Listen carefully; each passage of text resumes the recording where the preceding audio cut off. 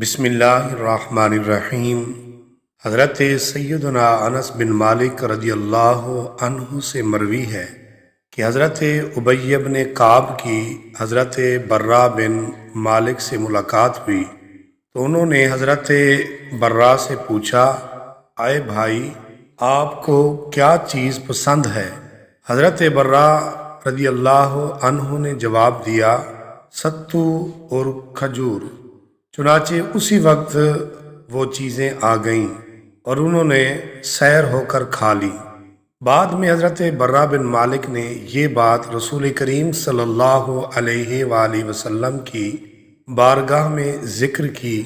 تو رحمت عالم صلی اللہ علیہ وآلہ وسلم نے ارشاد فرمایا، اے برا، آدمی جب اللہ تعالیٰ کی رضا کے لیے اپنے بھائی کے ساتھ ایسا کرتا ہے، یعنی مہمان نوازی کرتا ہے اور اس کی کوئی جزا اور شکریہ نہیں چاہتا، تو اللہ کریم اس کے گھر میں 10 فرشتوں کو بھیج دیتا ہے جو پورے 1 سال تک اللہ تعالیٰ کی تسبیح و تحلیل اور تکبیر پڑھتے اور اس بندے کے لیے مغفرت کی دعا کرتے رہتے ہیں۔ جب سال پورا ہو جاتا ہے تو ان فرشتوں کی پورے سال کی عبادت کے برابر اس کے نامہ اعمال میں عبادت لکھ دی جاتی ہے، اور اللہ تعالیٰ کے ذمہ کرم پر ہے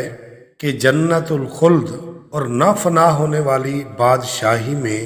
اس کو جنت کی لذیذ غذائیں کھلائے۔